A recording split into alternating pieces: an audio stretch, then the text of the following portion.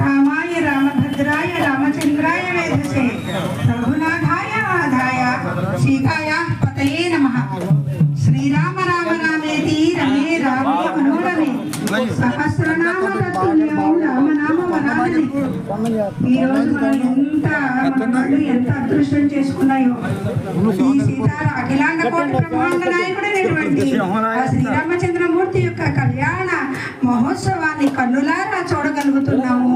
మన జన్మ ఎంత ధన్యం అండి, ఎంత ధన్యం అండి మనది.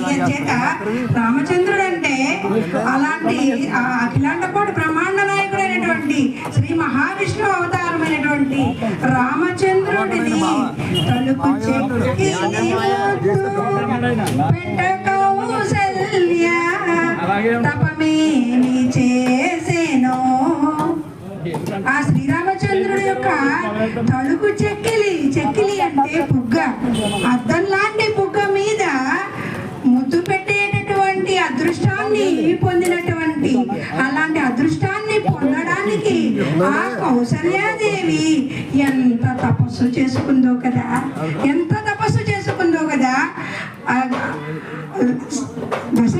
దశరథ మహారాజు 60,000 సంవత్సరాల పాటు పిల్లా పాప లేక అలమటించినటువంటి ఆయన శ్రీరామచంద్ర రారా అని పిలవడానికి ఆ దశరథ మహారాజు ఎంత అదృష్టం చేసుకున్నాడో కదా, ఎంత తపస్సు చేసుకున్నాడో కదా. అలాగే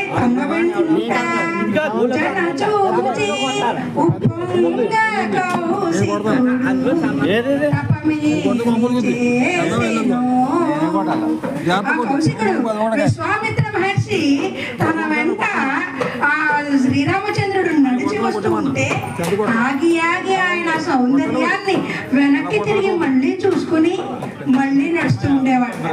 అలా ఆయన వెంట పరమాత్మ నడిచి వస్తుంటే అలా చూసి మురిసిపోయడానికి ఆ విశ్వామిత్రుడు ఎంత అదృష్టం చేసుకున్నాడు. అలాగే బ్రహ్మ కలిగినటువంటి పాదాన్ని కలిగినటువంటి జనక మహారాజు ఎంత అదృష్టం చేసుకున్నాడండి. త్రివిక్రమావతారంలో ఆకాశాన్ని సత్యలోకం ద్వారా వ్యాపించినటువంటి ఆ పరమాత్మ యొక్క పాదాన్ని, బ్రహ్మగారు కడిగినటువంటి ఆ పాదాన్ని జనక మహారాజు కడిగారు ఈ భూలోకంలో. ఆయన ఎంత అదృష్టం చేసుకున్నాడో. అందుచేత ఇప్పుడు సీతా కళ్యాణం ఘట్టం చూస్తూ ఉన్నాం మనం. కన్యాదానం అంటే ఏంటండి? దశపూర్వేషాం దశాపరేషాం మధ్వంస్యానాం అంచేత